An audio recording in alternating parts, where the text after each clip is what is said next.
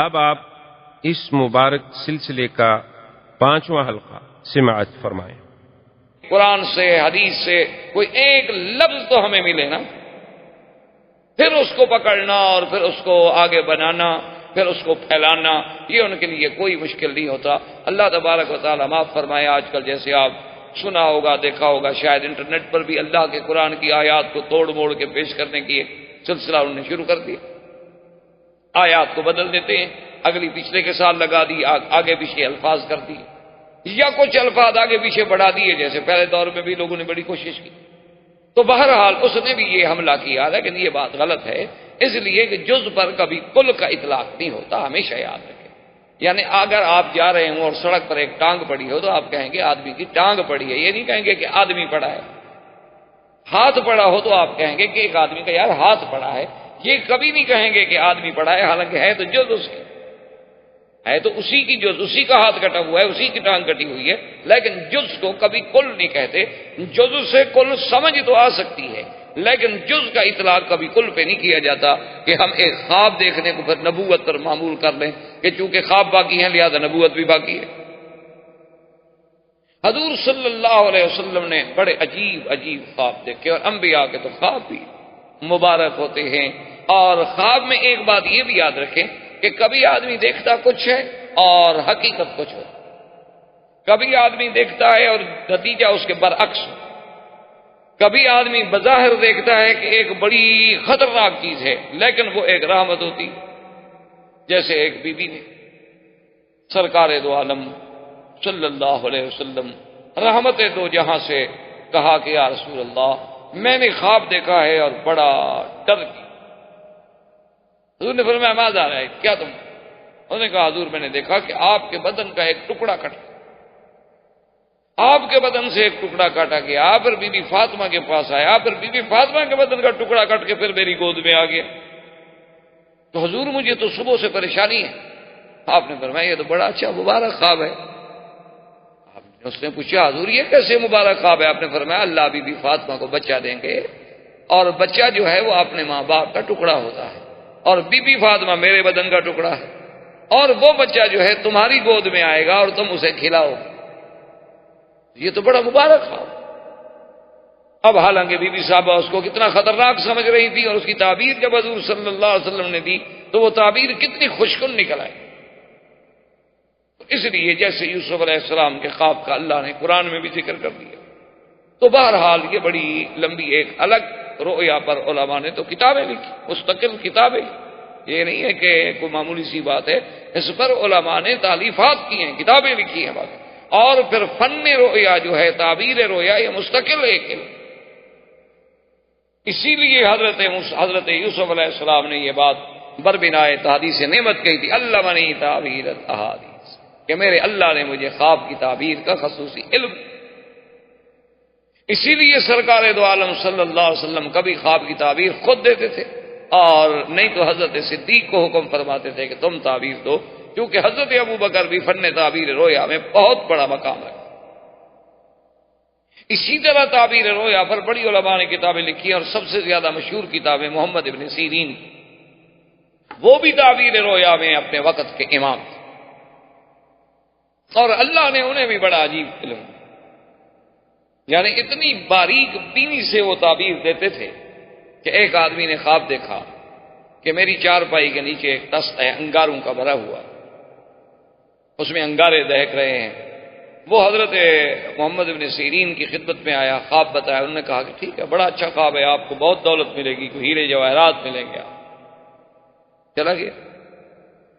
کچھ عرصے کے بعد ایک اور آدمی آیا، اس نے کہا کہ میں نے خواب دیکھا ہے کہ میری چارپائی کے نیچے ایک تخت ہے لوہے کا، اس میں انگارے بھڑک رہے ہیں، تو آپ نے فرمایا بڑا خطرناک خواب ہے، تمہارے گھر کو آگ لگ جائے گی۔ وہ چلا گیا۔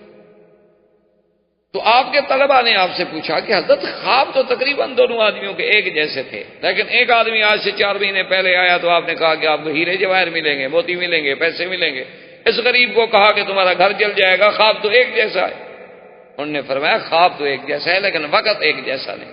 اس نے جب خواب دیکھا تھا تو موسم ٹھنڈا تھا، تو ٹھنڈی موسم میں آدمی آگ سے فائدہ اٹھاتا ہے، آگ مضر نہیں ہوتی، ہر آدمی آگ استعمال کرتا ہے، اور اس نے جب خواب دیکھا تو موسم گرم تھا، گرمی میں آگ دیکھے تو عذاب کی علامت ہے، تو اس لیے اس وقت کے مطابق میں نے تعبیر دی تھی، میں نے اپنی طرف سے تو کوئی تعبیر دی۔ تو یہ تعبیر رویا جو ہے یہ بھی ایک بہت بڑا علم۔ اور پھر یہ رویا کا تو سلسلہ ایسا ہے جیسے آپ نے ابتدا میں بھی پڑھا تھا اور حدیث میں بھی موجود ہے کہ حضور صلی اللہ علیہ وسلم نے فرمایا انا احدثکم، میں تمہیں بتلاتا ہوں اپنے بارے میں کہ انا دعوت ابی ابراہیم، میں اپنے ابا ابراہیم کی دعا ہوں، وانا بشارت اخی عیسیٰ، میں اپنے بھائی عیسیٰ علیہ السلام کی مبارک اور خوشخبری ہوں، وانا رؤیا امی التی رأت، اور میں اپنی ماں کا خواب ہوں جو انہوں نے دیکھا۔ تو حضور سے پہلے اور ساتھ یہ بھی فرمایا وَهَكَذَا أُمَّهَاتُ الْأَنبِيَاءِ يَرَيْنَا، اسی طرح ہر نبی کی مائیں جو ہیں وہ خواب دیکھیں۔ تو اب حضور صلی اللہ علیہ وسلم کی زندگی میں رویا صادقہ کا ایک دور شروع ہوا کہ حضور صلی اللہ علیہ وسلم خواب دیکھتے۔ اور دوسری بات یہ اپنا حضور فرماتے ہیں جس کا ذکر بعد میں آپ نے کیا کہ عجیب بات ہوتی تھی کہ میں کبھی کبھی اکیلا پہاڑوں میں اور باہر گزر رہا ہوتا تو مجھے آواز سنائی دیتی جیسے کوئی مجھ پہ سلام کہہ رہا، اور میں جب ادھر ادھر دیکھتا تو مجھے کوئی نظر نہ آتا۔ اور پھر اس کے بعد حضور صلی اللہ علیہ وسلم فرماتے حبب الی الخلاء، اب خدا کی قدرت ہے کہ مجھے علیحدہ بیٹھنے کی طبیعت چاہنے لگی کہ الگ، خلوت یعنی جسے آپ کہتے ہیں خلوت، کہ اب دل نہیں کرتا تھا کہ میں لوگوں میں بیٹھوں، بلکہ طبیعت میں یہ آ گیا تھا کہ مجھے بالکل الگ تھلگ بیٹھنا چاہیے۔ اور پھر حضور صلی اللہ علیہ وسلم نے اپنی علیحدہ عبادت کے لیے، اپنی یکسوئی کے لیے، اپنے سکون قلب کے لیے جو مقام منتخب فرمایا وہ غار حرا۔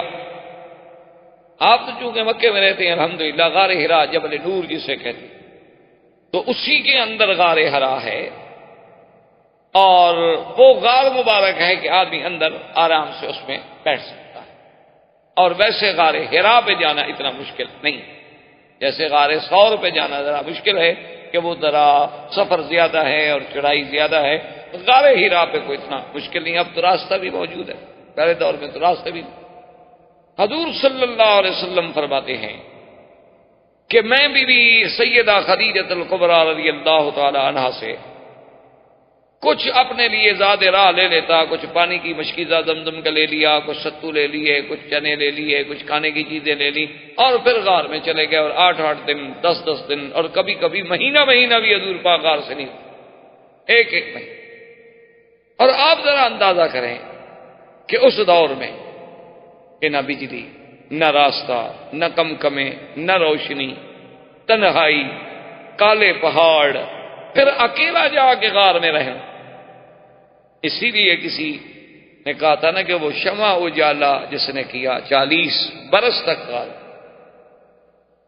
تو وہاں نہ روشنی ہے، نہ کھانے پینے کا انتظام ہے، حضور صلی اللہ علیہ وسلم، لیکن اس تنہائی سے حضور کو اتنی محبت تھی، حضور فرماتے حب بھی بھائی دی ہے، مجھے محبوب کر دی گئی کہ بس اب میں نے اکیلا رہا، کیونکہ اللہ تبارک و تعالی وہ پروردگار عالم جس نے سرکار دو عالم صلی اللہ علیہ وسلم کے سر پہ ختم نبوت کا، رسالت کا، نبوت کا اور ساری انسانیت کی ہدایت کا، معلم ہونے کا تاج سر پہ پہنانا تھا، اللہ نے پھر اپنے نبی کو ہر لحاظ سے تیار تو کرنا، یعنی آپ دیکھیں ہر لحاظ، کبھی آپ کی بچپن میں، کبھی دور رضاعت میں، کبھی بچپن میں دل صاف کیے جا رہے ہیں، جنت سے ایمان و حکمت لا کے بھری جا رہی ہے، اور ایک چھوٹا ٹکڑا نکال کے ڈالا جا رہا ہے کہ ہادہ حضرت شیطان، یعنی اندر سے باہر سے اسمی بدنی روحانی ہر طرح سے اللہ پاک اپنے پاک پیغمبر کو تیار فرما رہے ہیں، نبوت رسالت، یعنی بولنے میں حضور صلی اللہ علیہ وسلم کی زندگی 40 سال میں کسی کو آپ نے گالی دی، یعنی آپ اندازہ فرمائیں، آپ غار میں بیٹھے ہیں۔ اچھا، پھر غار کا انتخاب کرنا، اور بھی تو مکے میں پہاڑ تھے، کوئی مکے میں ایک پہاڑ ہے، یہ تو پہاڑوں سے گھرا ہوا ملک ہے، ہر طرف پہاڑ تھے۔ اچھا، کعبۃ اللہ کے بالکل قریب ترین پہاڑ تو جبل ابی قبیس ہے، اور اول جبل وضع علی الارض، سب سے پہلا پہاڑ جو دنیا میں رکھا گیا وہ جبل ابی قبیس ہے۔ لیکن حضور صلی اللہ علیہ وسلم کا غار حرا میں جانا جو ہے یہ بھی اللہ تبارک و تعالیٰ کی حکمتوں میں سے حکمت تھی کہ اللہ نے ایک طرف جانب اعلیٰ ہے اور ایک طرف جانب اسفل ہے، ایک طرف قدا ہے اور ایک طرف قدئی ہے۔ یہ مسفلہ کا علاقہ جو ہے یہ قدئی کہلاتا ہے، یہ نیچے والا ہے، اور یہ قدا ہے، یہ اعلیٰ کہلاتا ہے، اسی لیے جنت المعلیٰ یہ اونچا طرف۔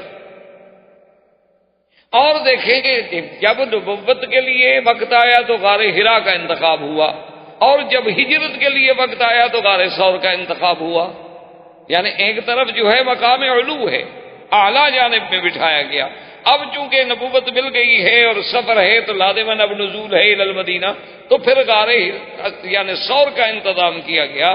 اور یہ بات بھی دیکھیں علماء نے لکھا ہے، اور یہ بات بقائے حقائق ہیں، یعنی محض تخیل اور محبت اور پیار میں ایک فسانہ نہیں، کہ غار حرا پر اگر بیٹھ کے نظر ڈالیں تو سیدھی کعبۃ اللہ پہ نظر پڑے۔ یہ تو اب درمیان میں مکانات آ گئے، بلڈنگیں آ گئی، حالات بدل گئے، رخ بدل گئے، ورنہ یہ ہے کہ وہاں سے سیدھا کعبہ نظر آتا تھا، اور غار ثور میں بیٹھ کے اگر دیکھیں تو سیدھا کعبہ نظر آتا تھا۔ دونوں طرف سے اللہ تبارک و تعالی نے ایسا سلسلہ بنا دیا کہ حضور اگر دیکھنا چاہیں تو کعبے کو بھی دیکھتے رہے اور عبادت بھی فرماتے رہے۔ اور سرکار دو عالم صلی اللہ علیہ وسلم جب ذات راہ ختم ہو جاتی تو آپ پھر تشریف لے آتے سیدہ خدیجہ رضی اللہ تعالی عنہا کے پاس، اور اس وقت کچھ حالات اگر ہوتے مکے کے تو اس میں بھی حضور دخل عطا فرماتے، اور کسی غریب کی مدد ہوتی، کسی بیوہ کی، کسی یتیم کی، کسی مسکین کی، یعنی اتنی حضور صلی اللہ علیہ وسلم کو ہر وقت خیال رہتا تھا کہ بی بی خدیجہ کہتی ہیں کہ ایک دن دخل علیہ رسول اللہ صلی اللہ علیہ وسلم، سرکار دو عالم میرے پاس آئے، لیکن بہت ہی حزین تھے اور بہت ہی غم تھا آپ کی طبیعت پہ، آپ کے چہرے مبارک پہ غم، بالکل غم واضح تھا۔ تو بی بی خدیجہ فرماتی ہے میں تو پریشان ہو گئے، میں نے کہا حضور کیا بات، کیوں آپ غم؟ حضور نے فرمایا خدیجہ آج میں نے کچھ اتنے مسکین لوگ دیکھے، اتنے غریب لوگ دیکھے ہیں جن کے بدن پہ کپڑا نہیں، جن کے کھانے کے پاس لیے کچھ روٹی نہیں، اور جن کے پاؤں میں پہننے کے لیے جوتے نہیں۔ ان کی غربت کو دیکھ کر میرا طبیعت جو تھی اس پہ اثر ہو گیا، مجھے غم آ گیا کہ میں ان کی کیا مدد۔ تو بی بی خدیجہ نے کہا کہ لا تحزن یا رسول اللہ، آپ کیوں گھبراتے، کوئی غم کرنے کے لیے۔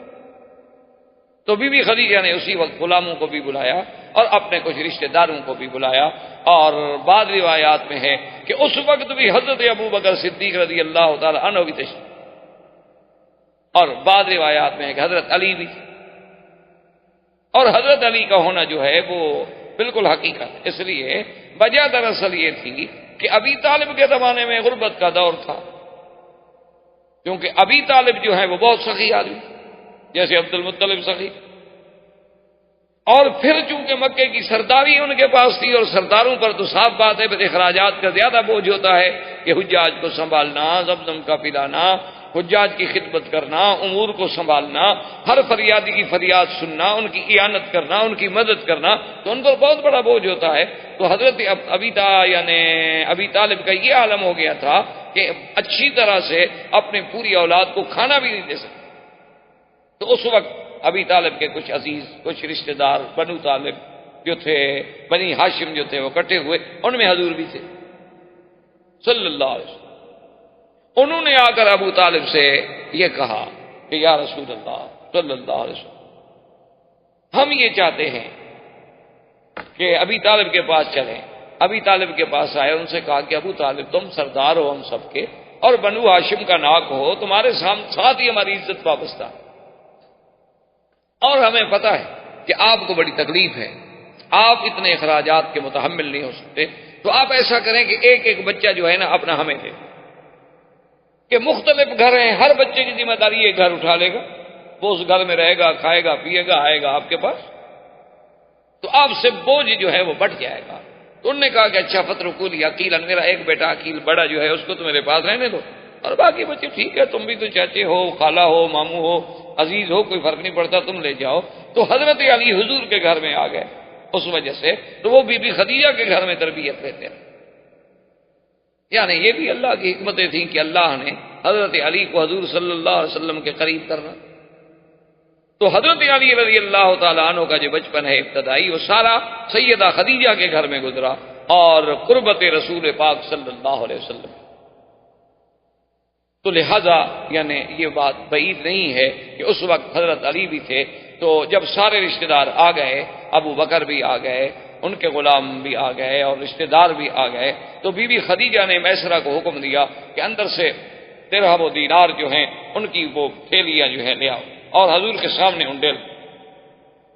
اس زمانے میں درہم و دینار ہوتے تھے، یہ کاغذ کی چیزیں، کاغذ کے نوٹ اور کاغذ کے پیسے تو یہ بہت بعد میں بنائے گئے.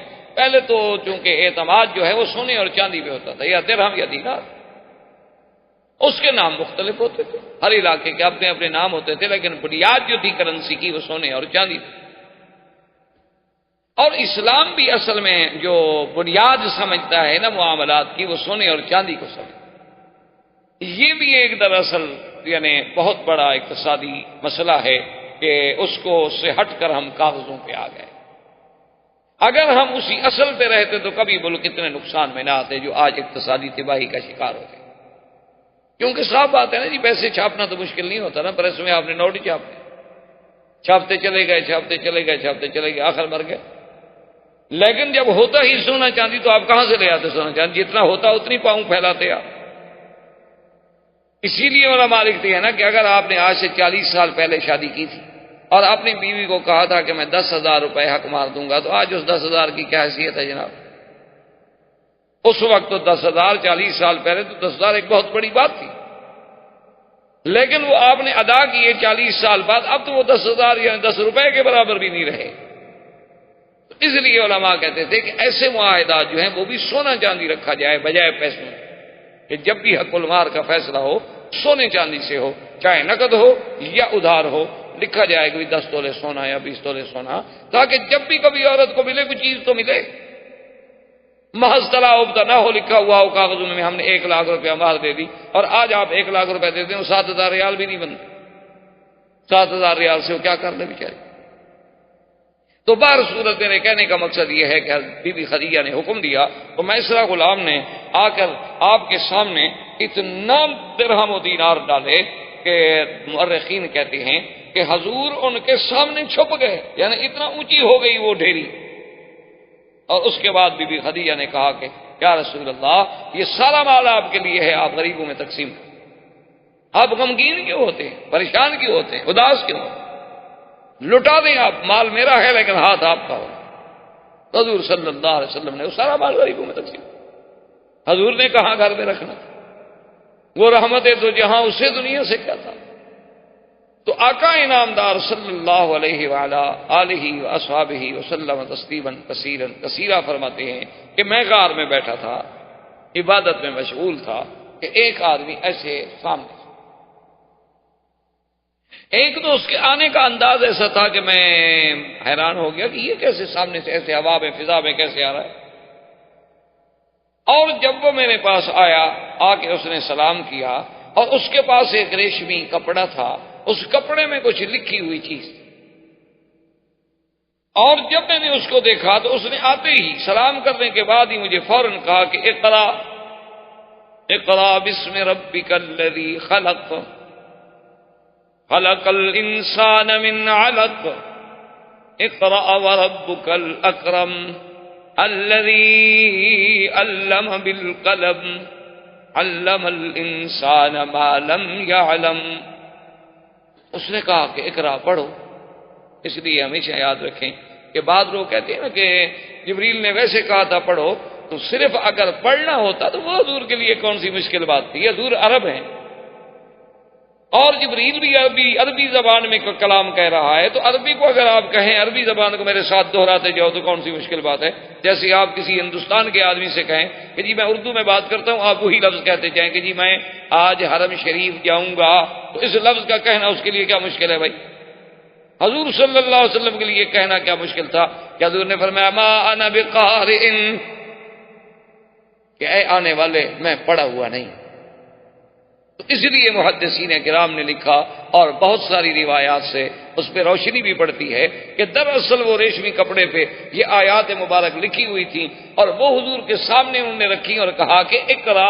اب حضور نے کہا کہ ما انا بقارئ، کہ میں تو پڑھا ہوا نہیں، میں کیا پڑھوں، کیونکہ حضور صلی اللہ علیہ وسلم تو کسی مدرسے میں گئے نہیں، حضور صلی اللہ علیہ وسلم نے تو کسی استاد سے پڑھا نہیں. اس میں کئی حکمتیں تھیں.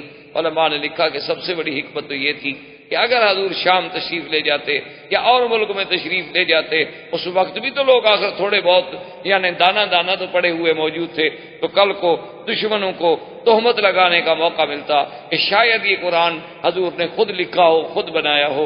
لیکن وہ نبی جس نے کبھی ایک لفظ نہ پڑھا ہو اور قرآن پڑھ کے سنا دے، تو نبی امی ہونا جو تھا وہ دراصل آپ کی صداقت کی دلیل کہ آپ نے پڑھا کوئی نہیں، لیکن ایسا کلام پڑھا رہے ہیں اور ایسا کلام پڑھ رہے ہیں کہ جس کا کوئی دنیا سے بڑا ادیب، بڑے سے بڑا شاعر، بڑے سے بڑا فصیح انسان جو ہے وہ بھی مقابلہ نہیں کر سکتا.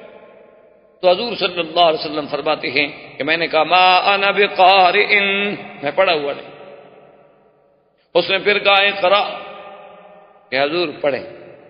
حضور نے فرمایا ما انا بقارئ، میں پڑھا ہوا نہیں.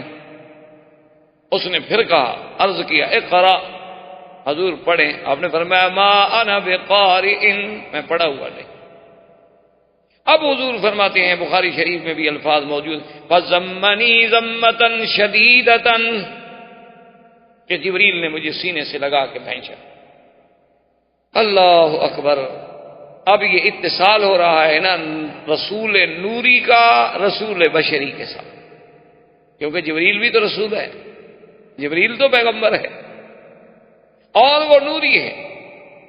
وہ رسول ہے اللہ کی طرف سے نبی تک، اور میرے مدنی رسول ہیں آگے ساری کائنات کے لیے. تو اب دو رسولوں کا اتصال جو ہوا، تو اب لقاء جو ہے لقاء نور مال بشر، اور اس بھیجنے کا، اس سینے سے لگانے کا ایسا اثر ہوا کہ حضور فرماتے ہیں کہ جب اس نے پھر کہا تو میں نے پڑھا اقرا بسم ربک الذی خلق. تو دراصل علماء کہتے ہیں کہ اللہ تبارک و تعالیٰ نے اس طریقے سے وہ علم جو تھا حضور صلی اللہ علیہ وسلم کے سینے میں منتقل فرمایا. علوم جو ہیں کبھی نظر سے بھی منتقل ہو جاتے ہیں، اور علوم جو ہیں کبھی اپنے انسان کے ملنے سے بھی منتقل ہو جاتے ہیں. لیکن یہ باتیں سمجھائی نہیں جاتی. یہ وہ باتیں ہیں جن کا وقائع اور حقائق سے تعلق ہے. جب تک آدمی اس میں سے خود نہ گزرے وہ سمجھ نہیں سکتا. سہارنپور کا ایک واقعہ ہے، حضرت مولانا خلیل احمد صاحب سہارنپوری رحمۃ اللہ علیہ، جو بہت بڑے محدث گزرے ہیں، جن کی حدیث پہ بڑی بڑی شروحات ہیں، بہت بڑے محدث زماں گزرے ہیں، ساری زندگی جنہوں نے حدیث مبارک کی خدمت کی.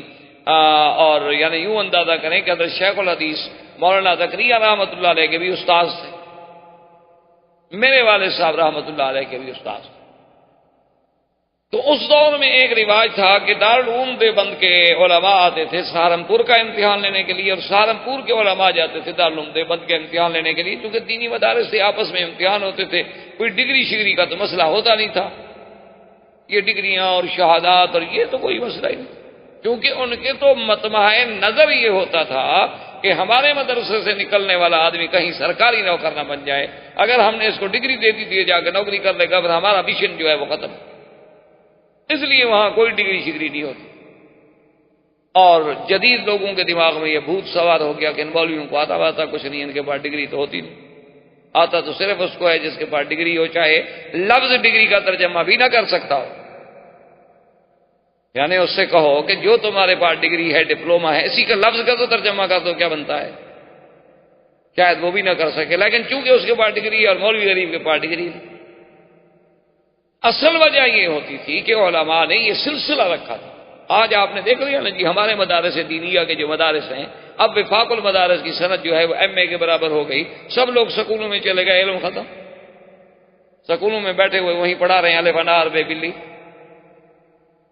اے حکا کا کتا. کیوں؟ انگریز نے جو یہی پڑھایا تھا، اے ایپل.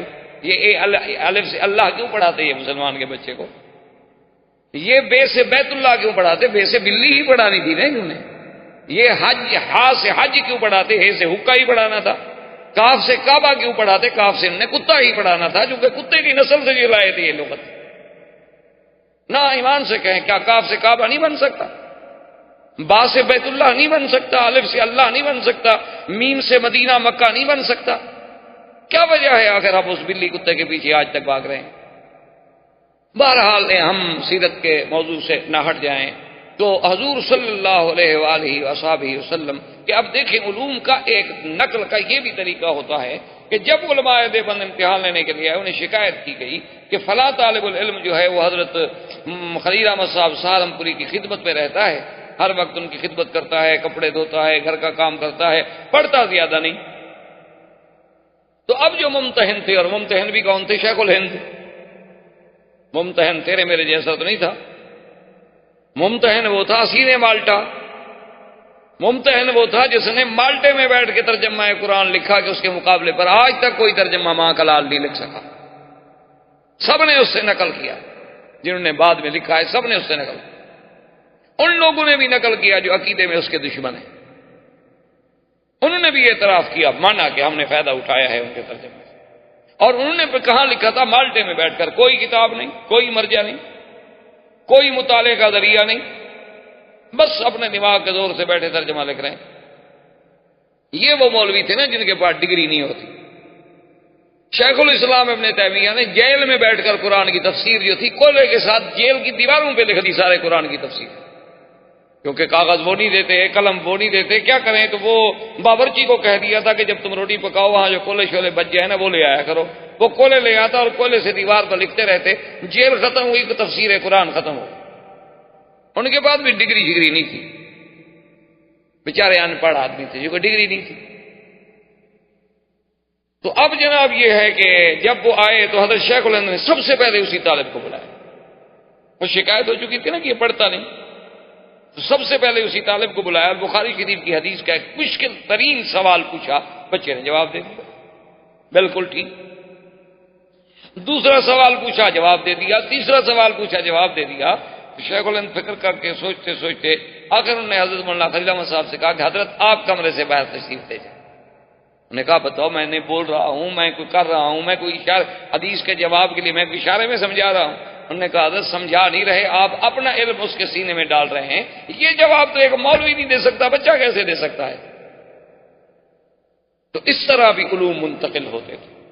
حتیٰ کہ بعض عراقیین کے علماء اتنے مشہور تھے کہ استاد بیٹھا ہوا ہے مدینہ منورہ میں، شاگرد بیٹھا ہوا ہے مکہ مکرمہ میں اور پڑھا رہے ہیں. تو اگر یہ بعد کے لوگ جن کا کوئی مقام بھی اتنا بڑا نہیں ہوتا، وہ اگر علوم میں اتنی دسترس کر سکتے ہیں، جسے آج آپ ٹیلی پیتھی کہہ لیں، آپ کچھ کہہ لیں، آپ کبھی اس سے متاثر ہو کے اس کے دماغ میں ایک بات ڈال دی جاتی ہے، اس کو بریف کر دیا جاتا ہے، اس کی برین واشنگ کر دی جاتی ہے، جو دماغ میں ڈال دی گئی وہ نکلتی نہیں. آپ جناب یہ ہے کہ آج یعنی جتنے لوگ ہیں آپ کے پی ایچ ڈی کرنے والے یا سی ایس پی کرنے والے یا آئی سی ایس ان کے امتحان دینے والے یا اعلیٰ ڈگری حاصل کرنے والے، ان کے دماغ میں یہ بات بٹھا دی جاتی ہے کہ سب سے بڑا تمہارا دشمن مولوی، نکال کے دکھا دو مجھے. وہ سب سے یعنی سب سے بڑی نفرت اس سے کریں گے جس کے چہرے پہ داڑھی دیکھ لیں. ان کے باپ کی بھی داڑھی ہو تو کہیں گے ہاں اولڈ مین. کوئی آدمی پوچھ لے کہ یہ وہ جو آدمی جا رہا تو چھوٹے نہیں ہے، بوڑھا ہے، کدھر گلی میں رہتے، یعنی اس کو باپ ماننے کے لیے، کیونکہ اس کے چہرے پہ نبی کی سنت ہے. انہوں نے ذہنوں میں بٹھا دیا ہے، دماغوں میں بٹھا دیا ہے کہ خوبصورت وہ ہوتا ہے جو نبی کی سنت کا مخالف. دماغ میں بیٹھی ہوئی بات. اس بیچارے کے سوتے اٹھتے بیٹھتے ہر وقت لوری سے لے کر جوان ہونے تک یہ باتیں دماغ میں بٹھا دی جائیں تو وہ کہاں جائے بیچارہ؟ اس کے لیے تو داڑھی والا آدمی عجیب نظر آتے، وہ کہتے تو کارٹون ہے، یہ کہتے میرا باپ کیسے ہو سکتا ہے؟ لیکن ان چیزوں کا پتہ، ان دو بالوں کی قیمت کا پتہ قیامت میں لگے گا جب ہم حضور کے سامنے صلی اللہ علیہ وسلم. پھر تمہیں پتہ لگے گا کہ بھئی داڑھی والے کا کیا مقام ہے اور داڑھی منڈانے والے کی کیا حیثیت ہے حضور کی دربار میں. تو اس طرح جب لقاء ہوا نا جی جبریل کا حضور سے، ضمنی ضمۃ شدیدۃ، اور کہا اقرا بسم ربک الذی خلق. حضور نے پڑھا اور اس کے بعد وہ فرماتے ہیں جیسے وہ آیا تھا اسی طرح چلا گیا. اور جب چلا گیا تو میرے بدن پہ کپ کپی تاری ہے اور میرا بدن تھر تھر کانپ رہا ہے اور خوف ہے اور ہیبت ہے اور ایک روب ہے. میں سمجھ نہیں سکتا کہ کیا ہو گیا, کیا تغیر آ گیا میری زندگی میں, اتنی بڑی تبدیلی. بعض علماء نے تو یہ بھی لکھا ہے کہ اسی وقت جب حضور غار سے آ رہے تھے تو جبریل علیہ السلام کو آپ نے پھر دیکھا کہ وہ آسمان و زمین کے درمیان ایک کرسی پہ بیٹھے ہیں اور وہ کہتے ہیں کہ انت محمد وانا جبرائیل, اور کہتے ہیں کہ آپ نہ گھبرائیں, میں تو جبریل ہوں اور آپ اللہ کے نبی محمد مصطفیٰ ہیں.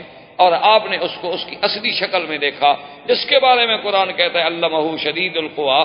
لیکن یہاں بہرحال لوگوں کو مورخین کو بغالتا لگا ہے. حضور پاک نے جبریل کو دیکھا ہے اور 2 دفعہ دیکھا ہے, ایک دفعہ زمین میں اور ایک دفعہ آسمان میں. اور اسی طرح یہ بھی روایات میں ملتا ہے کہ جبریل علیہ السلام حضور کی بعثت سے پہلے حضور پر سلام بھی فرمایا کرتے تھے, السلام علیکم یا رسول اللہ. اور اسی طرح حضور صلی اللہ علیہ وسلم پر صرف یعنی انسان تو نہیں بلکہ پتھر. اسی لیے مکے میں آج بھی وہ جگہ ہے, آج بھی وہ گلی موجود ہے. آپ مروہ سے جب جائیں گے معلیٰ کی طرف تو یہ چھتی ہوئی بازار جسے آپ کہتے ہیں, اس طرف جب نکلیں گے تو کسی سے بھی پوچھیں کہ زگاگ الحجر, کہ بھئی وہ زگاگ وہ حجر والی گلی کون سی ہے, تو آپ کو بتائیں گے کہ یہ زگاگ الحجر ہے. اس کو زگاگ الحجر کیوں کہا جاتا ہے؟ حضور نے فرمایا انی لعارف حجرا بمکہ تھا, بخاری شریف میں حدیث.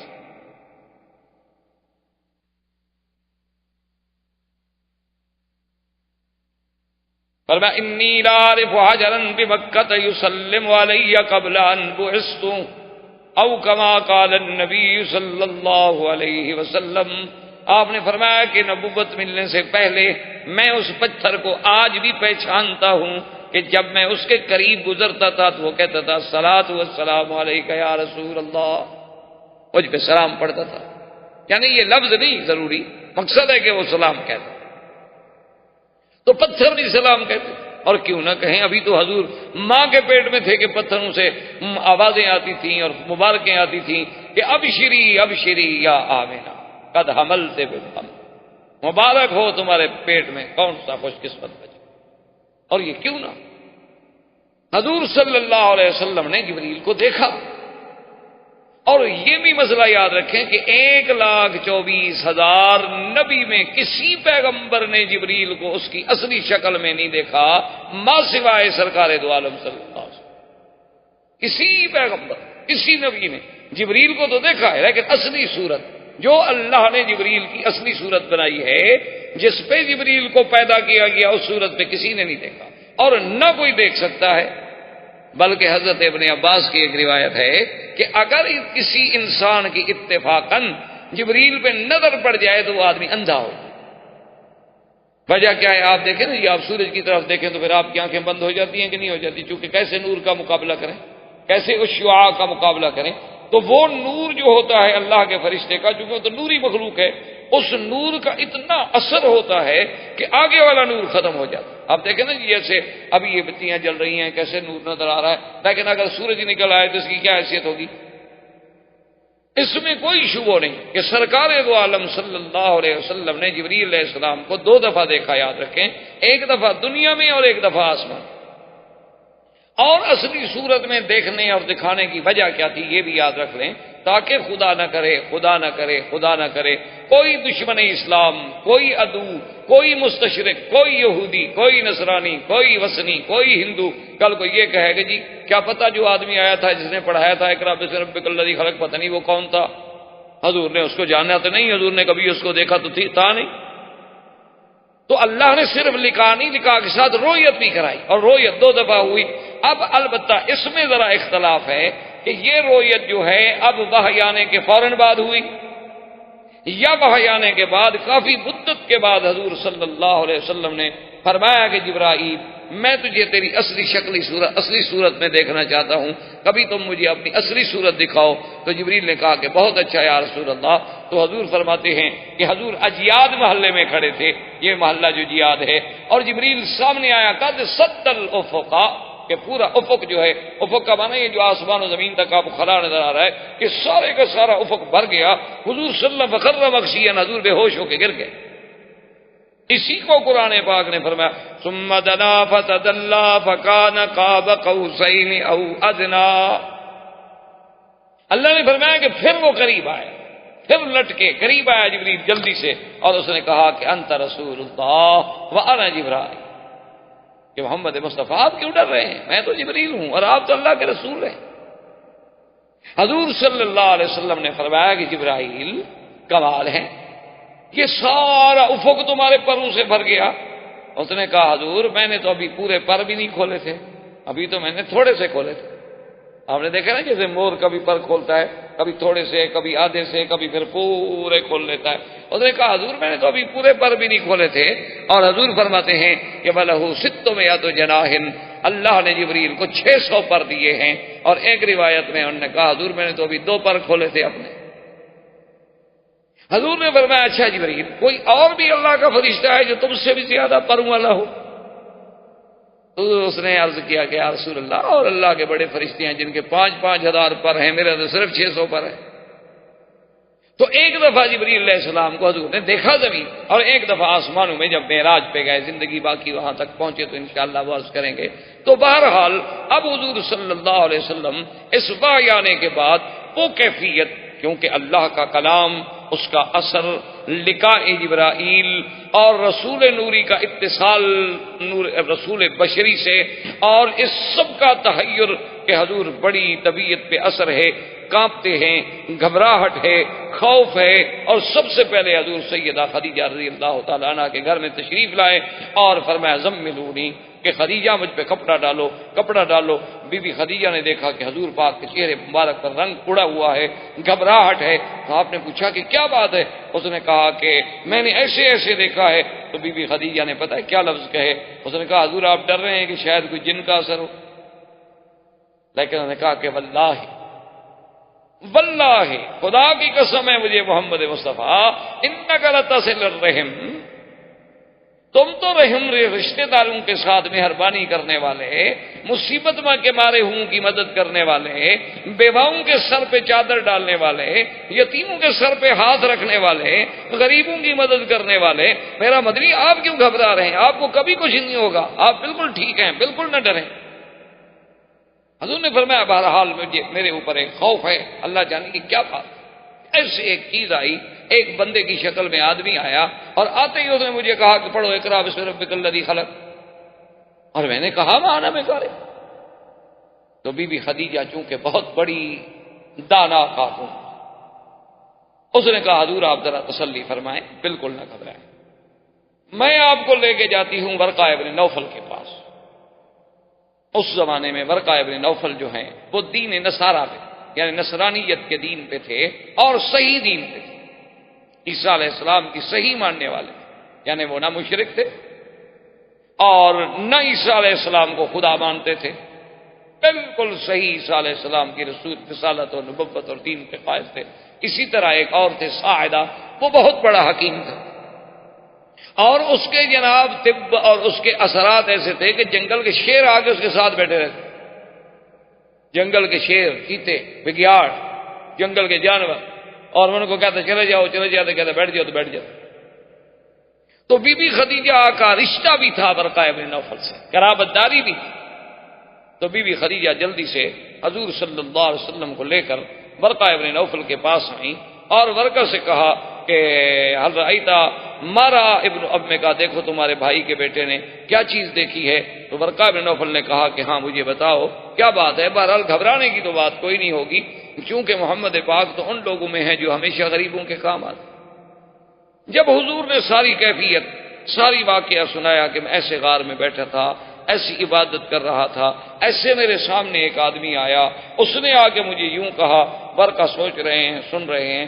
جب حضور پاک نے بات ختم کی تو انہوں نے کہا ابشری یا خدیجہ، خدیجہ تمہیں مبارک ہو، ھذا الناموس الاکبر، یہ وہی جبریل ہے الذی نزل علی موسیٰ، جو موسیٰ علیہ السلام.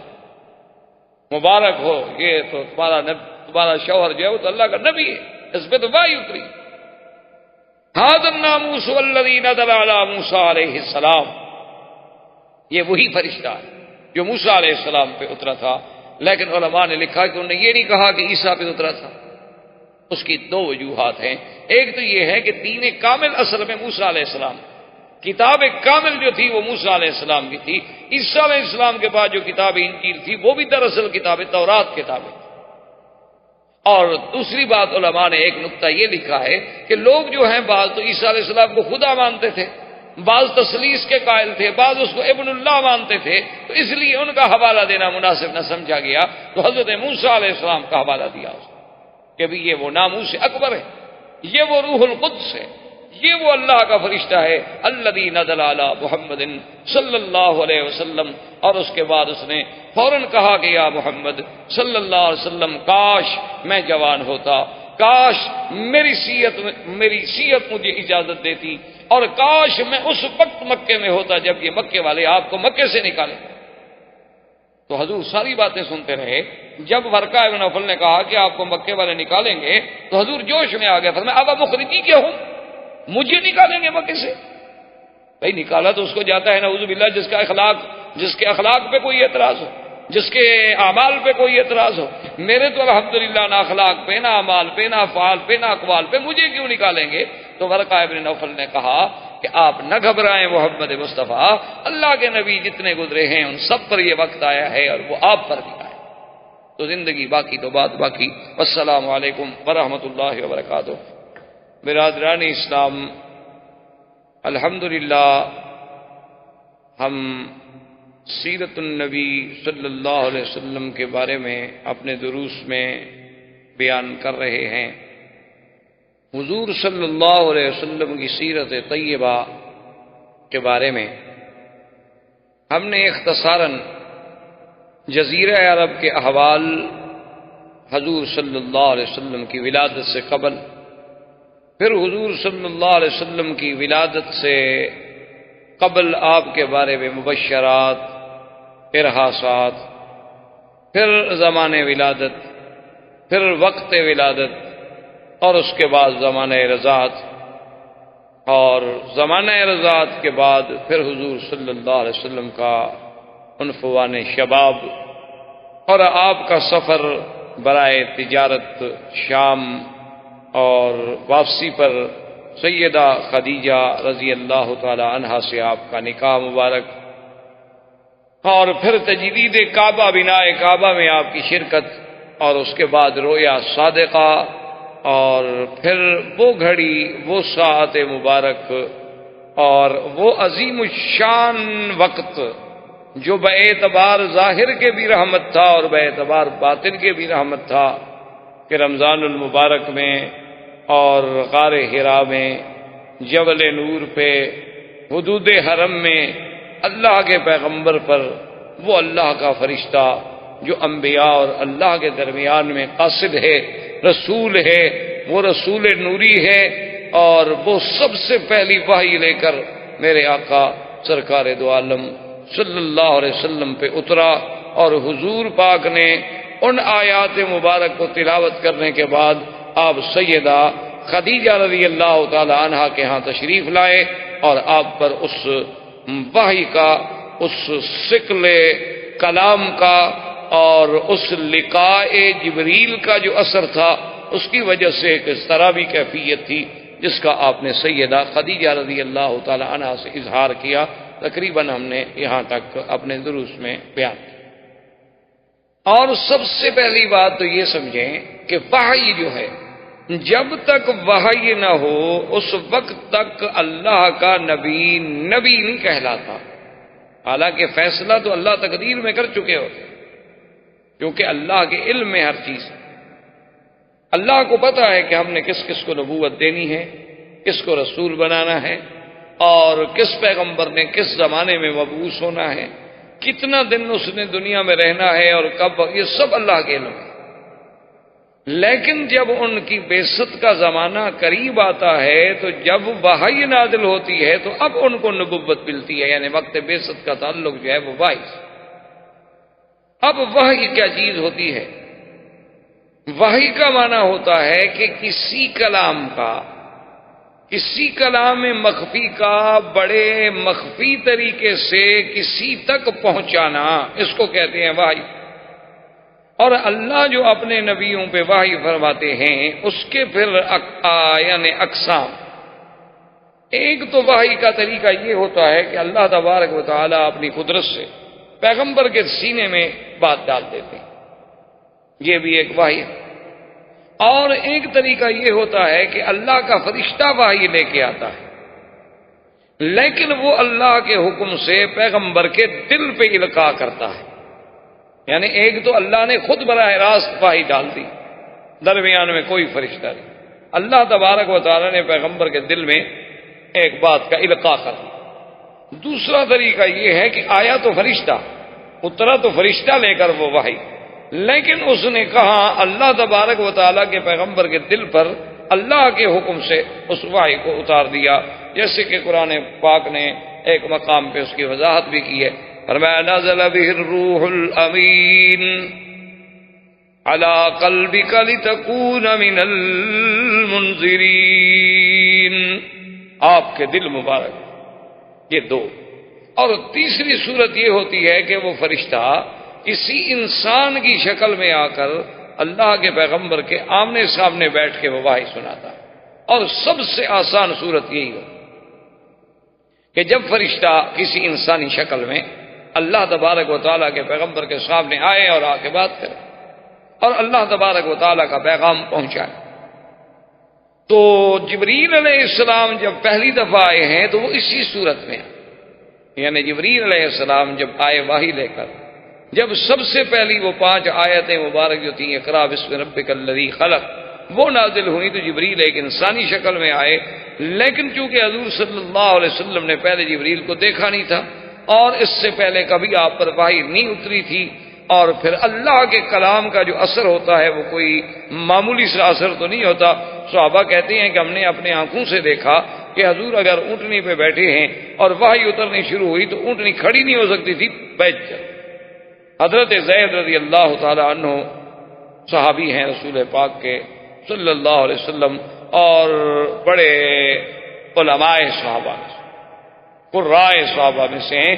یعنی یہ وہ شان والا صحابی ہے جس کو قرآن جمع کرنے کی ڈیوٹی جو تھی سیدنا ابو بکر صدیق رضی اللہ تعالیٰ نے لگائی. وہ کہتے ہیں کہ ایک دفعہ حضور کے ساتھ میں بیٹھا تھا اور حضور صلی اللہ علیہ وسلم نے اپنی ران مبارک جو تھی وہ میری فخذ پہ رکھی ہوئی تھی، میری ران پہ رکھی ہوئی تھی. وحی نازل ہونے لگی، قریب تھا کہ میری ٹانگ ٹوٹ جاتی. تو بہرحال جب جبریل علیہ السلام آئے وحی لے کر، اور اسی میں پھر اللہ تبارک و تعالی نے اپنی رحمتوں سے یہ بھی انتظام فرما دیا، اور یہ شرف بھی صرف آمنہ کے لال کو ملا صلی اللہ علیہ وسلم کہ جبریل علیہ السلام کو اس کی اصلی صورت میں دکھلایا گیا 2 دفعہ میرے مدنی صلی اللہ علیہ وسلم، اور کسی نبی نے نہیں دیکھا. اچھا اس کی وجہ کیا تھی؟ وہ تو نبی کے بعد نبی آتا ہے، ایک پیغمبر آئے اس کے بعد دوسرے نبی آئے تو دوسرے آنے والے نے پہلے نبی کی تصدیق کر دی. اب حضور صلی اللہ علیہ وسلم جو کہ آخری نبی ہیں، خاتم الانبیاء ہیں، خاتم المرسلین ہیں، اللہ کے کروڑوں صلاۃ و سلام حضور کی ذات اقدس پر، آپ کے بعد تو نبی کوئی نہیں، اور عیسیٰ ابن مریم جب اتریں گے تو قیامت قریب آ جائے گی. تو یہ درمیان میں جو ہزاروں سال کا وقفہ ہے اس میں تو کوئی نبی نہیں. تو لازماً جو غلط قوتیں ہیں یعنی اعداء اسلام ہیں، اعداء دین ہیں، وہ چاہے یہودی ہوں، نصرانی ہوں، وہ چاہے ہندوز ہوں، وثنی ہوں، کوئی ہوں، الکفر ملۃ واحدہ، تو ان کے پاس یہ سب سے بڑا ہتھیار تھا کہ جی آپ کہتے ہیں کہ جبریل میرے پاس آئے تو آپ نے کیا جبریل کو دیکھا بھی تھا؟ اسی لیے جب علماء سے آپ علم پڑھتے ہیں تو اس کو کہتے ہیں سند. تو اس سند کا اتصال دیکھا جاتا ہے کہ میں نے مثلا کس سے پڑھا بھی ان خیر محمد، اور خیر محمد نے کس سے پڑھا بھی ان خلیل احمد سہارنپوری، خلیل احمد سہارنپوری نے کس سے پڑھا جی ان شیخ محمود الحسن دیوبندی، انہوں نے کس سے پڑھا جی، تاکہ وہ سند پہنچے گی امام بخاری تک، اور پھر امام بخاری سے حضرت محمد رسول اللہ تک صلی اللہ علیہ وسلم. تو اس لیے اب اللہ نے یہ تو ہوتی نا، اب یہ قرآن کی سند ہے کہ قرآن اتارنے والے کون ہیں؟ اللہ پاک. لانے والے کون ہیں؟ جبریل. اور اتارا کس کے بھی گیا؟ حضور صلی اللہ علیہ وسلم. تو اس لیے اللہ تبارک و تعالی نے قرآن پاک میں یہ بھی ارشاد فرما دیا جیسے آپ نے سورۃ النجم میں پڑھا ہے کہ والنجم اذا ہوا ما ضل صاحبکم وما غوى وما ينطق عن الهوى ان هو الا وحی یوحى علمه شدید القوى ذو مرة فاستوى وهو بالافق الاعلى ثم دنا فتدلى فكان قاب قوسين او ادنى فاوحى الى عبده ما اوحى.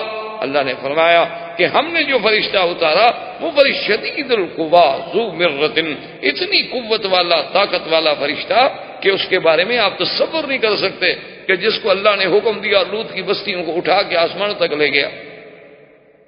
وَهُوَ بِالْأُفُقِ الْأَعْلَى، حضور کو زمین پر بھی دکھایا گیا.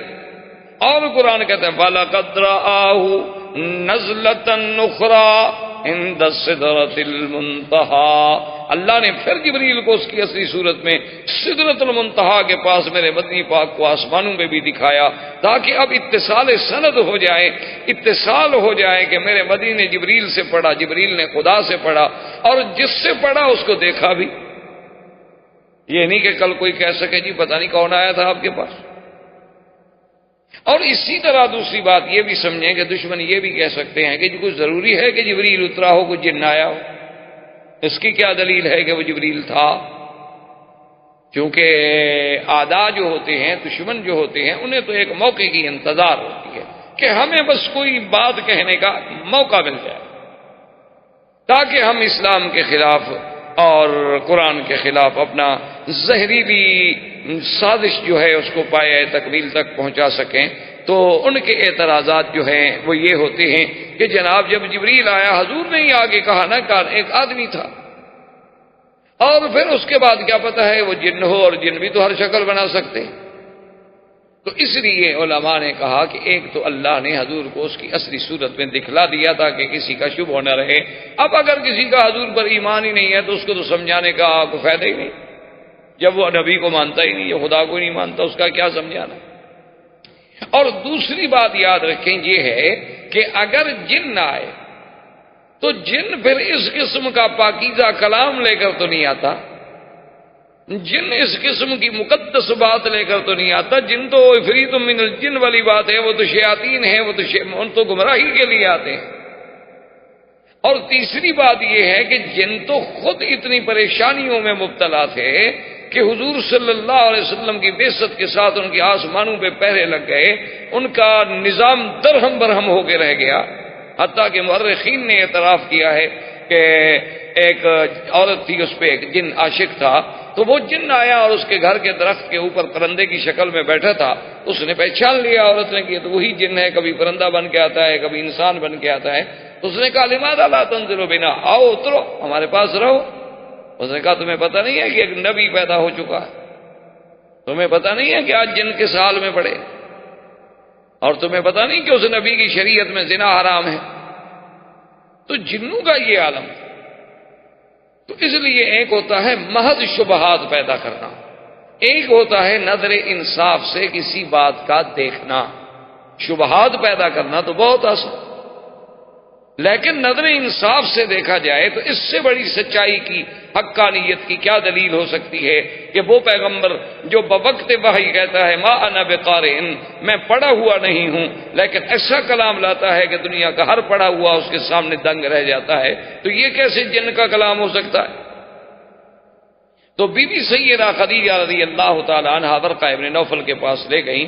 ورقہ ابن نوفل نے جب ساری کہانی سنی تو اس نے کہا ابشری یا خدیجہ، نزل علیہ الناموس الاکبر ونزل علیہ الذی نزل علی موسیٰ علیہ السلام، کہ مبارک ہو یہ جو واقعہ بتلا رہے ہیں ان پر تو وہی ناموس اکبر، وہی روح الامین، وہی اللہ کا فرشتہ اترا ہے جو حضرت موسیٰ علیہ السلام پہ اترا.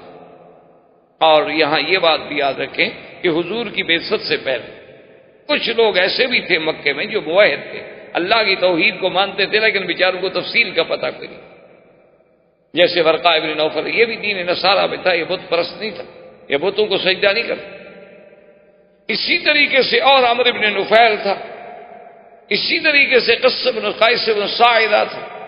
یہ وہ لوگ تھے جو دعوت توحید دیتے تھے، لوگوں کو کہتے تھے کہ دین حنیف اختیار کرو، دین ابراہیم علیہ السلام اختیار کرو، یہ تم جو بتوں کو پوجتے ہو اور بتوں کے آگے سجدہ کرتے ہو یہ کوئی دین نہیں ہو سکتا، یہ کیسا دین ہے کہ آدمی اپنے ہاتھوں سے بت بنائے اور ان کو آ کے رکھ دے اور ان کو پھر دیوی دیوتا سمجھ کے پوجنا شروع کر دے، یہ بات نہ عقل میں ہے اور نہ نقل میں ہے، ان چیزوں سے بچ جاؤ۔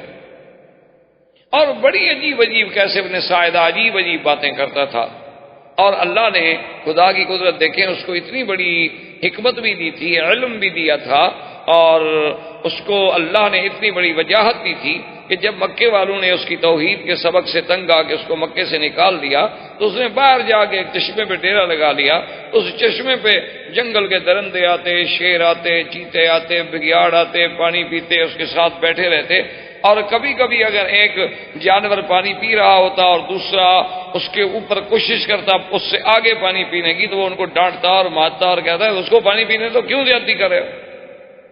یعنی اس کا حکم جو ہے وہ درندوں اور چرندوں پہ بھی چلتا تھا، لیکن وہ توحید پہ تو رہے لیکن ان کی دعوت میں اتنی اثر پیدا نہیں ہو سکا۔ اب حضور صلی اللہ علیہ وسلم کی جب آپ نے ورقہ ابن نوفل کی باتیں سنی تو ورقہ نے ایک خاص بات یہ بھی کی، اس نے کہا کہ یا لیتنی، کہ یا رسول اللہ کاش اس وقت میں بھی موجود ہوتا اور میری جوانی ہوتی تاکہ میں آپ کا انصار بنتا، آپ کا خادم بنتا، آپ کا معاون بنتا، یہ قوم آپ کو مکے سے نکالے۔ تو حضور صلی اللہ علیہ وسلم بھی جوش میں آ گئے، فرمایا اب مخرجیہم، بخاری شریف کی حدیث ہے، آپ نے فرمایا اب مخرجیہم، مکے والے مجھے نکالیں گے؟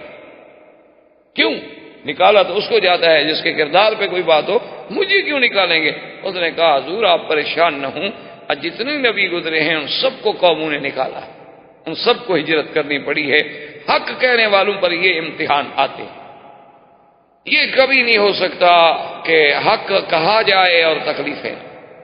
اس لیے ہمارے ایک عالم دوست فوت ہو گئے، اللہ ان کی قبر پہ رحمت فرمائے، وہ کہتے تھے یہ کبھی نہیں ہو سکتا کہ آدمی حق کہے اور لوگ حلوہ کھلائیں۔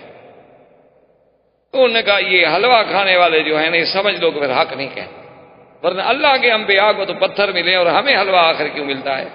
اس کا معنی ہے کہ ہم کچھ حق کھل کے کہہ نہیں رہے، ہم کچھ تھوڑا بہت اوپر وہ شوگر کوٹڈ کر رہے ہیں کنین کھلانے کے لیے، اس کے اوپر کوئی میٹھا میٹھا لگا رہے ہیں، ورنہ اگر کھل کے حق کہیں تو اللہ کے نبی کا لوگوں نے حق برداشت نہیں کیا تو ہمارا حق کون برداشت کرے؟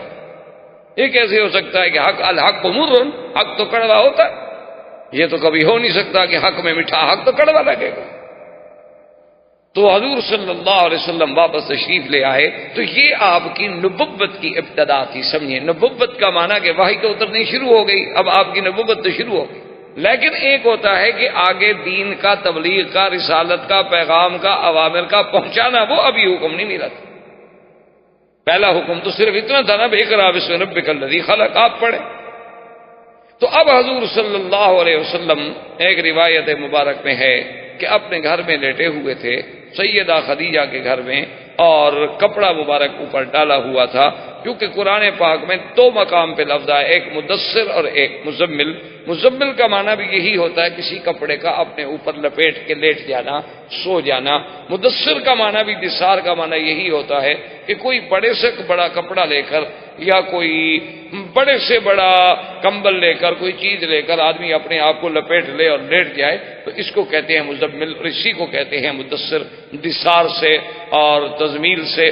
تو حضور صلی اللہ علیہ وسلم لیٹے ہوئے تھے کہ اللہ کا قرآن نازل ہوا، جبریل علیہ السلام تشریف لائے کہ یا ایھا المدثر قم فانذر، یا ایھا المدثر قم فانذر وربک فکبر وثیابک فطہر والرجز فہجر۔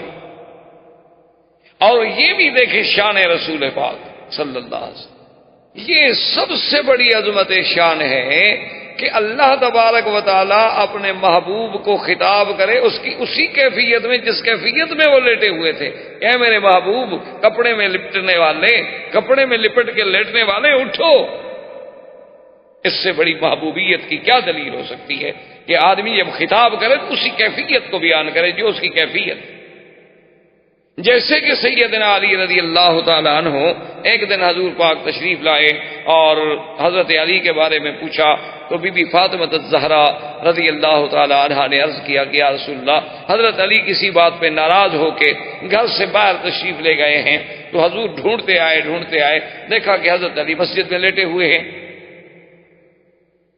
اور مسجد میں بھی اس انداز میں لیٹے ہوئے ہیں کہ ایک کچی اینٹ سرانے کے نیچے رکھی ہوئی ہے مٹی کی، اور اسی مٹی پہ لیٹے ہوئے ہیں، کوئی پرچا بھی نہیں، کوئی نیچے بستر بھی نہیں، کوئی کپڑا بھی نہیں، کچھ بھی نہیں، تو آپ کے بال مبارک میں اور مٹی ڈگی ہوئی ہے، تو حضور نے بھی اسی محبت میں اٹھایا، فرمایا قم یا ابا تراب، قم یا ابا تراب، اے مٹی کے باپ اٹھو۔ تو یہ محبوب کی ایک محبوبیت کی کیفیت ہوتی ہے کہ آدمی اس کو اسی کیفیت میں خطاب کرے۔ حضرت علی کی کنیت تو ابو الحسن تھی، آپ کے سب سے بڑے بیٹے حضرت حسن، تو آپ کی کنیت تو ابو الحسن تھی، آپ کے اس کے بعد حضرت حسین تھے، لیکن ان کو یہ حضور کا پیارا خطاب جو تھا وہ اتنا بھایا اور اتنی کنیت پسند ہے، انہوں نے کبھی آج کے بعد مجھے ابھی تراب ہی کہا کرو، میں اپنی کنیت چھوڑ سکتا ہوں لیکن حضور کی محبت سے دی ہوئی کنیت کو نہیں چھوڑ سکتا۔ تو یہ معمولی سی بات نہیں ہوتی کہ اللہ اپنے نبی کو اس محبت سے اور اس انداز سے مخاطب فرمائے، یا ایھا النبی یا ایھا الرسول، جیسے فرمایا یا زکریا یا عیسیٰ یا آدم، ٹھیک ہے، لیکن اس کیفیت میں کہ اے کپڑے میں لپٹنے والے، یا ایھا المدثر قم فانذر۔ اور اس کے ساتھ ساتھ یہ بات بھی یاد رکھ لیں کہ جیسے ہمارے بعض دوست ہوتے ہیں نا جو ان نے اس کا ایک ترجمہ یہ بھی کرتے ہیں کالی کملی میں لپٹنے والے، تو یہ زیادتی ہوتی ہے، یہ ایک زیادتی ہوتی ہے، ہمیشہ سمجھا، کیوں قرآن کہتا ہے یا ایھا المزمل یا ایھا المدثر، اس کا معنی ہے کسی کپڑے میں لپٹنا۔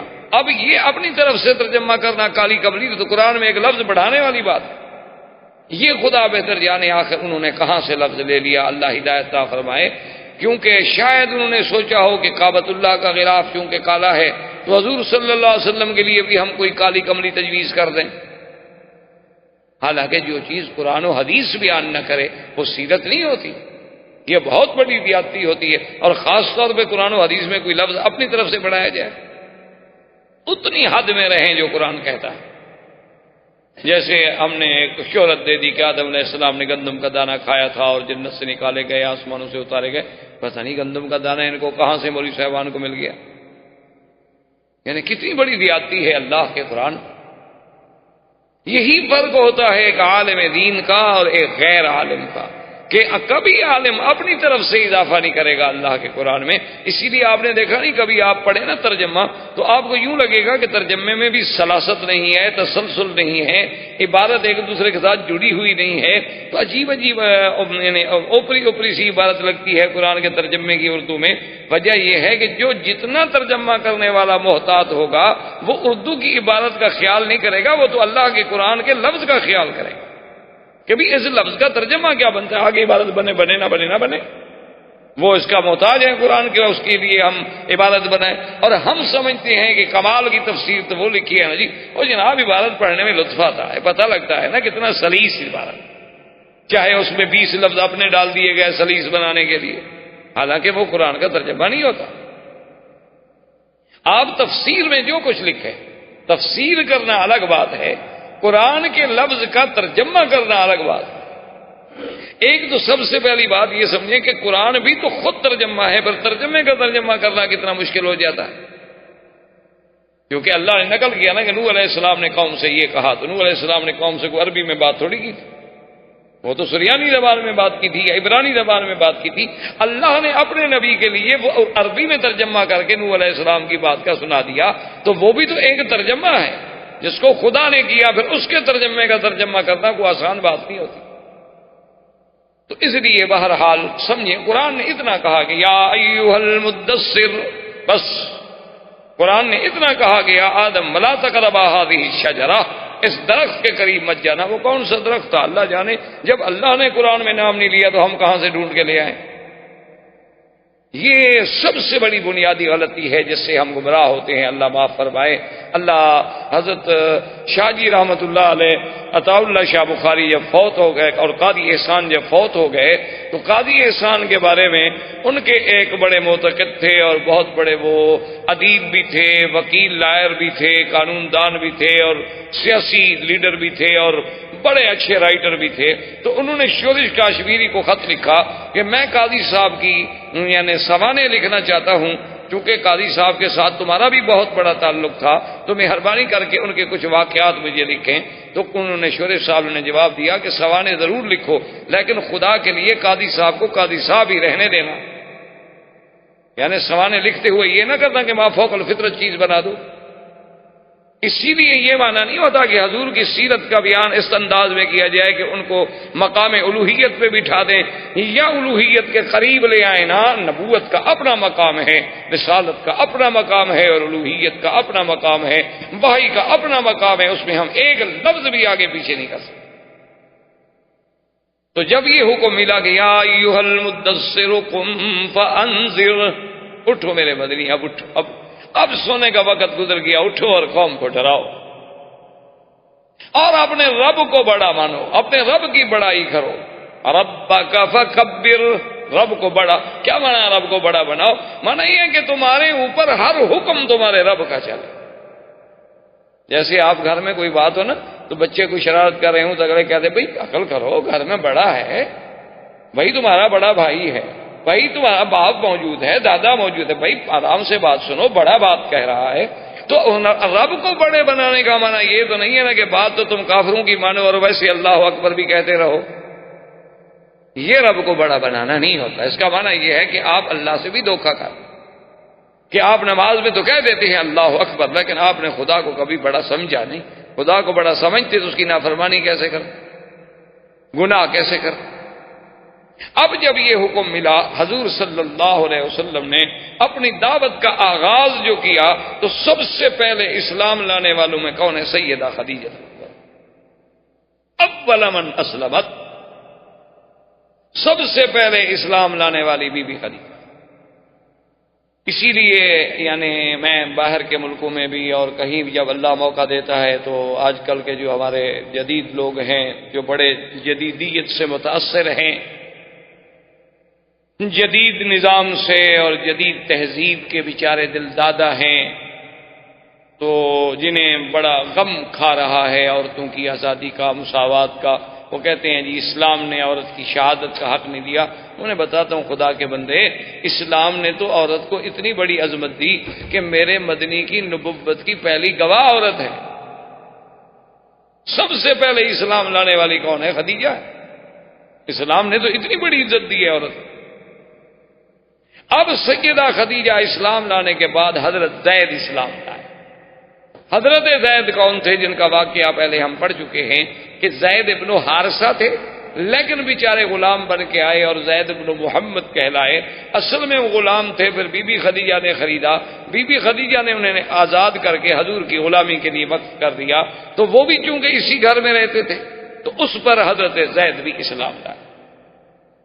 اور یہ گھر والوں کی بات ہو رہی ہے، یعنی گھر والوں میں سے اول کون اسلام لایا؟ سب سے پہلے بی بی خدیجہ، حضرت زید اور سیدنا علی.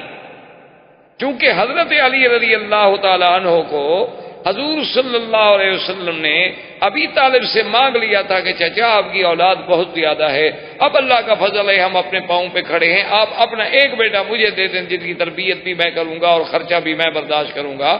تو حضرت علی کو بھی حضور لے آئے اور حضرت علی نے بھی سیدہ خدیجہ کے گھر میں یعنی حضور کے گھر میں تربیت.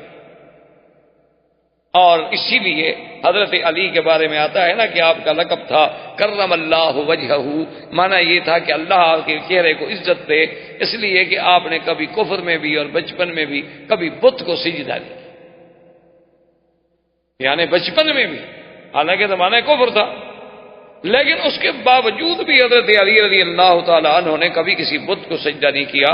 حضور سرکار دو عالم صلی اللہ علیہ وسلم نے اس ابتدائی یعنی نبوت سے پہلے بھی کبھی کسی بت کے سامنے نہیں جھکے، اور کبھی بلکہ ایک دفعہ جب راہب نے کہا کہ اقسم علیک باللات والعزی، فرمایا خبردار مجھے لات اور عزی کے بارے میں قسم نہ دو. انی ابغضہما، میں تو ان سے بغض کرتا ہوں، مجھے تو سب سے زیادہ نفرت لات عزا سے۔ تو حضرت علی نے بھی کبھی سجدہ نہیں کیا تھا، حضرت علی بھی اسلام لے آئے۔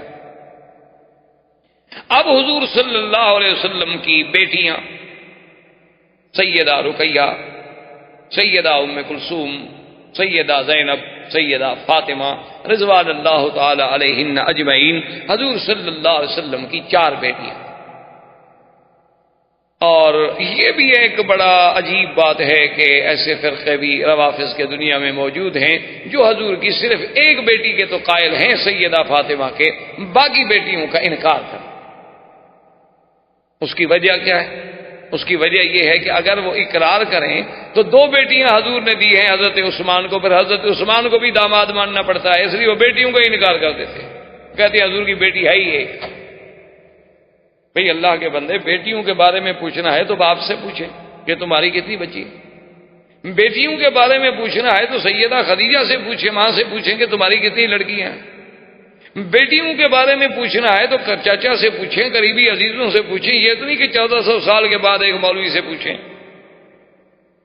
تو بہرحال 4 بیٹیاں بھی اسلام لے آئیں۔ اب حضور صلی اللہ علیہ وسلم نے اپنی دعوت کا آغاز کیا کہ گھر سے باہر بھی اب بات کو رکھا جائے۔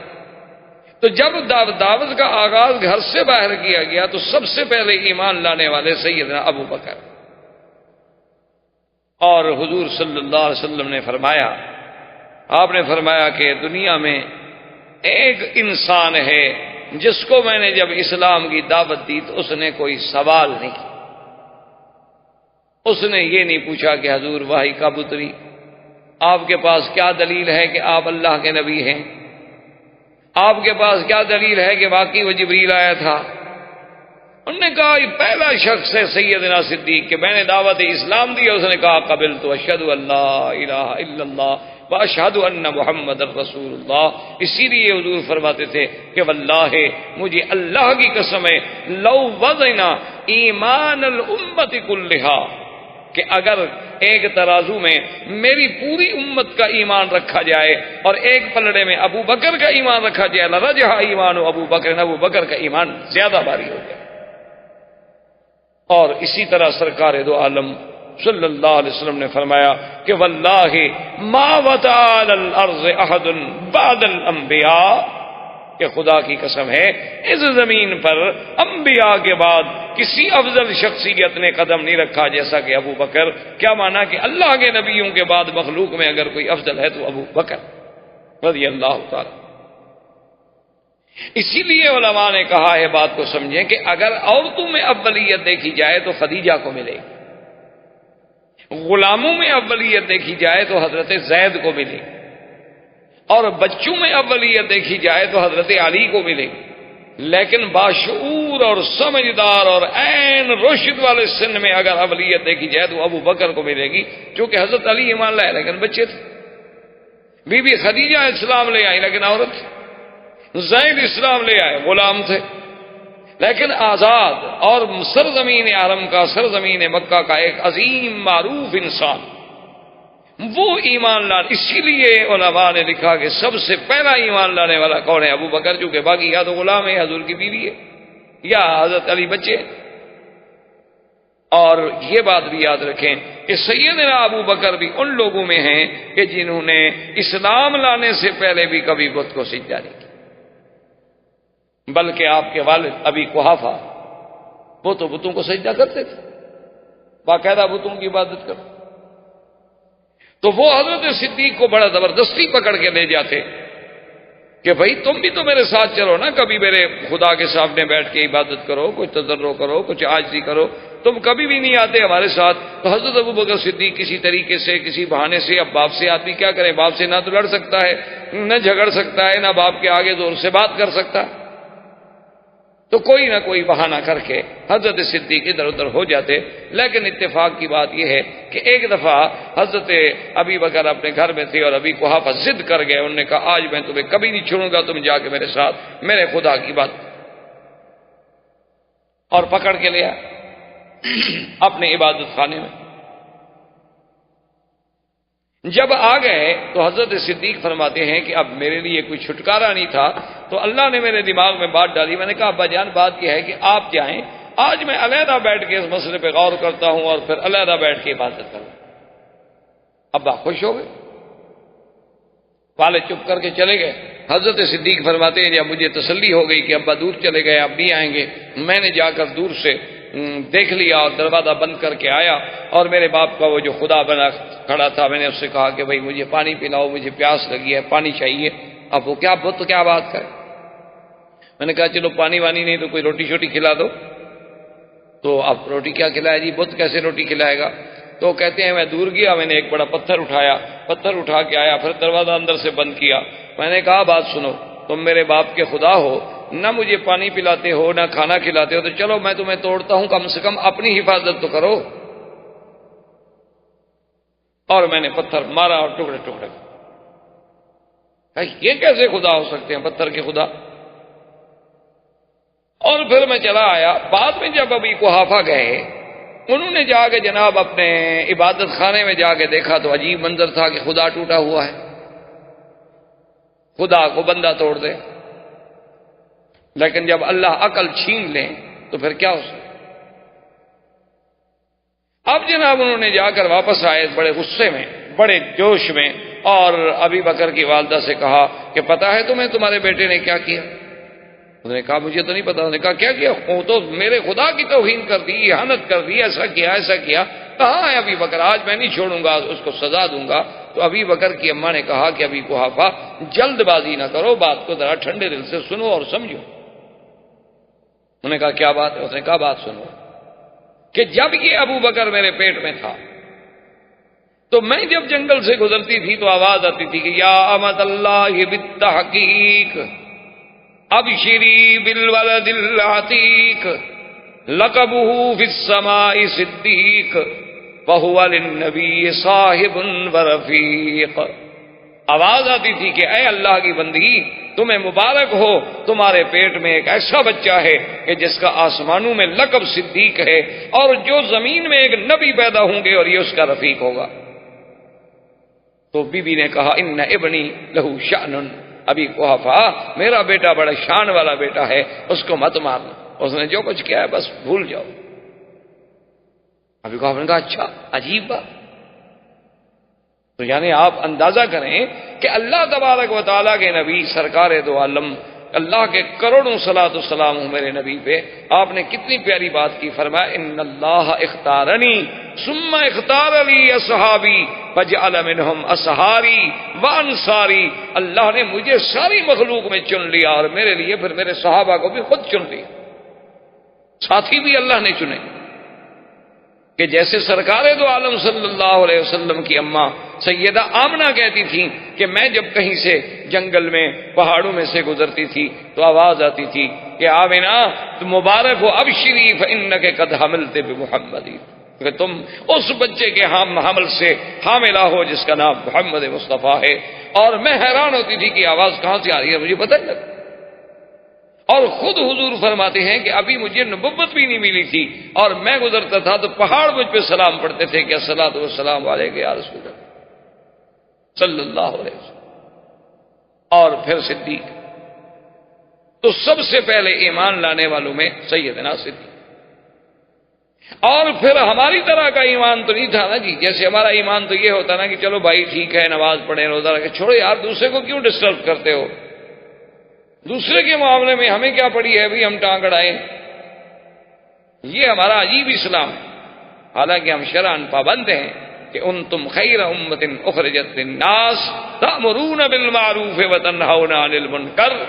یہ نہیں کہ جی نہیں جی چھوڑو جی تم اپنی بگڑی بناؤ جی, تمہیں غیروں سے کیا جی تمہیں اوروں سے کیا, یہ تو کافروں کا فلسفہ ہے, اس کا اسلام سے کوئی تعلق نہیں. اسلام کہتا ہے اپنی بھی اصلاح کرو, اپنے ساتھیوں کی بھی اصلاح کرو, اپنے گھر والوں کی بھی اصلاح کرو, اپنے دوستوں کی بھی اصلاح کرو, ہر آدمی کو بھلائی کا حکم کرو اور برائی سے روکو. احباب کرام, اس کے بعد اب آپ اس مبارک سلسلے کی CD نمبر 6 سماعت فرمائیں.